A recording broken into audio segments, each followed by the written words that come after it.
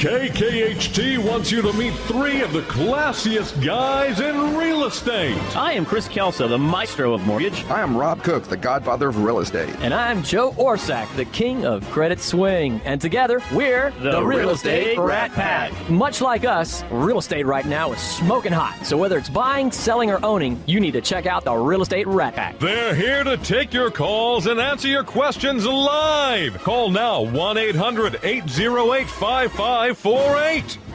And now, the Real Estate Rat Pack. Well,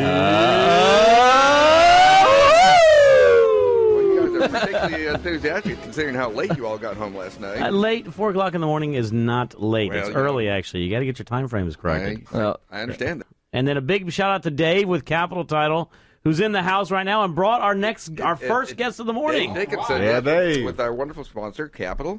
And so, Wayne, welcome to the show. Well, thank you very much. And it was really funny because we always get people to friend us on Facebook.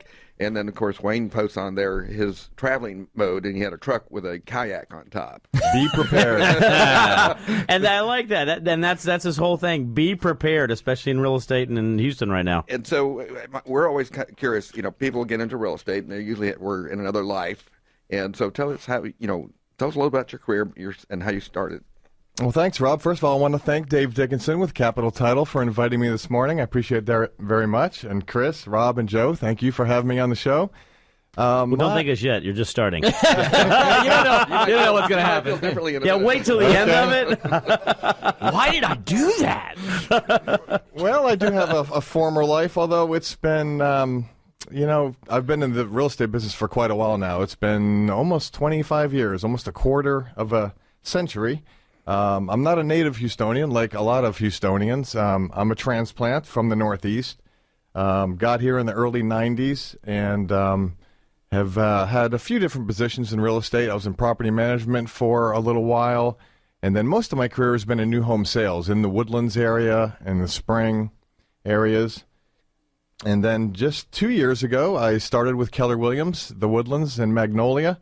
And I've really enjoyed the transition in the past 2 years and being able to help different people in different situations rather than the new home deal. Wonderful friends, Cindy Heyman and Tina Brickhouse. And Tina Brickhouse, that is correct, with Bruce Kink and Diane Kink up there as the OPs, I think. And correct. Yes. We've got a very dynamic office, a lot of energy. We've got about 450 agents, so I think we're number 3 in the world in terms of number of agents for Keller Williams, after the mothership in Austin and then the one here in Houston. Yeah, the Metropolitan. Metropolitan. 500 and some odd. So. Yeah, so it's a growing market. The Woodlands is an amazing place, so I really do love living and working in the Woodlands. Well, and speaking of Woodlands is absolutely amazing. It's been growing. It's been nonstop, multiple offers, a lot of growth and activity going on there. Want to take one step back of what happened this week. How did the rain impact you this week? How did the weather impact the Woodlands area?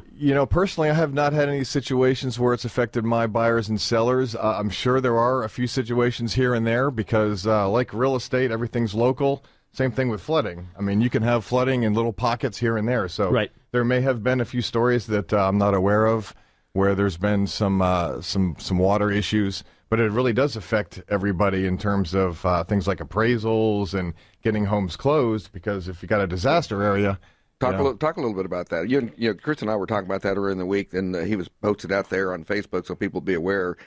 A lot of people were shocked. They weren't aware that was going to happen. So, basically I understand that when you have a disaster or declared a disaster area and there's closings that they're required. It's not necessarily for so what happens is if you have an existing property and an existing appraisal, okay, and then let's say something like the storm comes along during that interim, a lot of times the investors are going to go back and look and see where that disaster area is, and they're going to request what they call a final inspection or perhaps ask if the comp is still there. Yeah, exactly. That's a good question to ask. Yeah.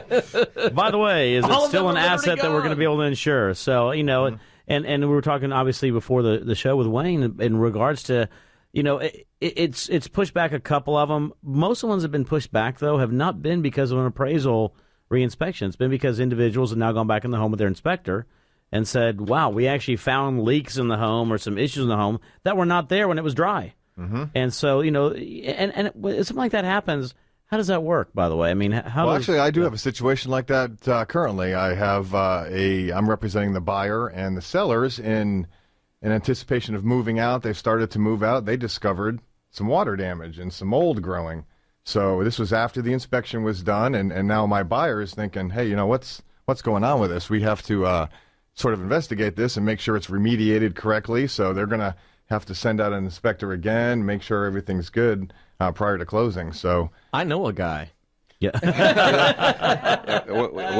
Well, we got Vaughn Peterson in the house, and he'll be talking later. Yes. Yes. That very thing. Absolutely. Right. So, anyway, continue on with the story. And so how is that transaction proceeding? Well, my buyers are coming in from out of the country, actually, so they have never even seen the home, believe it or not. That's kind of the crazy market we have. A lot of reloads in the Woodlands, so they are coming in to see the home for the first time this coming week, actually. And so they're going to get the opportunity to investigate this discovered water issue, mold issue, and we'll just follow up with the agent representing the seller and the sellers and make sure it's corrected prior to closing. So what was their comment when they saw all over the news and all over Facebook and all over social media? It was like Lake Houston extended, all the roads and all the streets. It was just like Lake Yes. Houston. It was just like Lake Houston. Yeah. What was their reaction to that? Had they ever seen anything? People are seeing that across the country, and I mean it's big news, and it does affect us. Those of us who've been here a while in Houston. It's not all of Houston. It's the same areas, the low-lying areas that get it. So, it's kind of the panic. People who are not familiar with the area just think it's everywhere. It's really not that bad. Well, we were talking earlier in the before the show about the Brazos River. The rain Right. was Monday and Tuesday, the substantial part of it, but now it's starting to impact that area now because the rising waters move slowly. Mandatory evacuations, yeah. So, I mean, Well, that's and an a area lot of times they don't realize is, if you look at that storm cell that came through on Monday night. it came all the way through up from all the way down in the valley area, pushed all the way up through past Austin, San Antonio, all the way over here, all the way kept going sort of northeast, I guess. But it was huge. Yeah. And so, what happens, the reason why these, it takes a week for these rivers to crest is because all this water is now running down from other areas. Mm-hmm. And of course, there's without mitigation of any kind, because that's what we were talking about. I was talking to the Shabbat team, which is in our office. Right. They said, well, even though the bio had been dredged out multiple times, said he'd been through all the Allison and everything like that. His house in Maryland didn't flood until this event. Right. He said all the development out west, if you don't put enough mitigation in there, or basically to offset the ability to absorb water, it has no place to go. It has no place to rush out. Wayne's solution to that, by the way, is very simple. If you're Move to living the in Woodlands. move to the Woodlands. That is correct. That's Call right. him and move to the Woodlands. Yes, call me.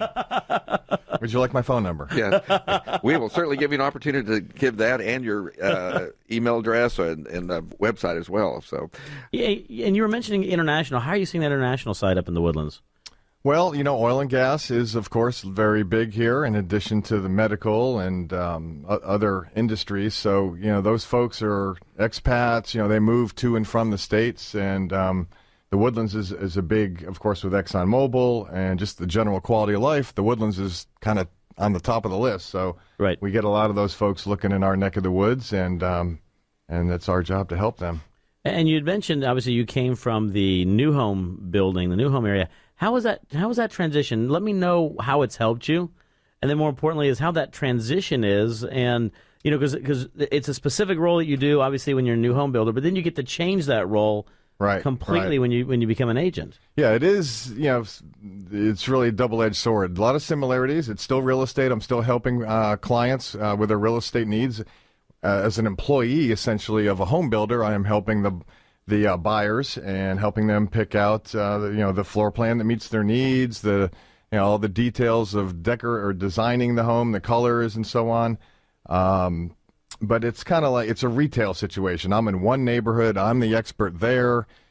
Being a realtor, I really do enjoy this side of the desk a lot better. It's still helping clients, but I'm not just helping buyers. I'm helping sellers. I get to see different parts of the marketplace, all different price ranges, and I really do enjoy the challenge and the freedom to explore other markets. I think it's interesting. One of the things, because we see a lot of individuals end up moving out, from that home building side. And what's interesting also, you bring into play, though, a lot of what those technologies or what the home builders have built for a long time, sort of what people are looking for. Some of the tricks of the trade, for lack of a better word, that the builders might or might not use. That's right. And that's kind of one of my strong points, is that I'm able to help my buyers understand the advantages of a new home. I am still pro new home because I think there has been so many advances in technology, energy efficiency, things like that, that you don't get with a home that's even 10 years old, for that matter. So I'm very versed in that, so I can counsel my clients on what to be aware of and being able to compare a new home compared to a resale. I like that. Yeah. So we always talk about lifestyle. People don't really buy homes anymore; they buy lifestyle. So when you get some expat coming from another country, another state, what are they looking to find? Yeah, they need to. It's my job to explain the advantages of certain communities, what amenities are in the neighborhood. Of course, the Woodlands is. In fact, just last night I was at the Woodlands Pavilion. There was a Led Zeppelin concert with the Houston Symphony, and it's a free concert. It's just amazing. Right outside your front door in the Woodlands, there's so much to take advantage of as far as dining opportunities, shopping, entertainment. And then you got to talk about commuting times. So helping your clients. Where are you working? Where are you going to be going to, so they understand the day-to-day getting around. Is there a lot of commuting time here in Houston? I would never have guessed that. It's only 15 minutes to downtown, right? Right. Well, for random people. Depends on how deep the water is. So what particular amenity do they look for when they come in? A lot of them come from another country. They look for security, and they're looking for gated communities and things like that. Correct. You do get that question, and you got to be careful on how to answer that. There's nothing that is perfectly crime-free. There is potential danger anywhere, even in the Woodlands. But yes, in general, that is an attraction to the community. I think the crime rates would bear out that you have less of those crime situations, and it's generally a more affluent community, so people are attracted. And I'm sure probably the number one question is going to be coming out when people are coming in from other places now is going to be, does it flood? Right. Absolutely. Yes. We are coming up almost against a break. I want you to let the listeners know how they can reach you, if you don't mind. Well, thanks. Appreciate that, Chris. Well, I'm with Keller Williams in the Woodlands, and my phone number is 713-805-3861. I'd also love it if you could check out my website. It's at www.waynephillipsproperties.com. WaynePhillipsProperties.com. He is the agent who travels with a kayak, by the way. Yes. So you if you're never stranded, have to call worry him. about If you're stranded, give him a call. He's a very good kayaker. I'm a lifesaver. And he's not leaving anywhere. We're still bringing him back in our last segment, but we do have to take a break right now to acknowledge all of our sponsors, including the great Tim O'Neill, who's here in now. the house. In the house. Thank you, guys. Stay tuned. We'll be right back. Lovely. You know what? You're so lovely. And oh, what you do to me.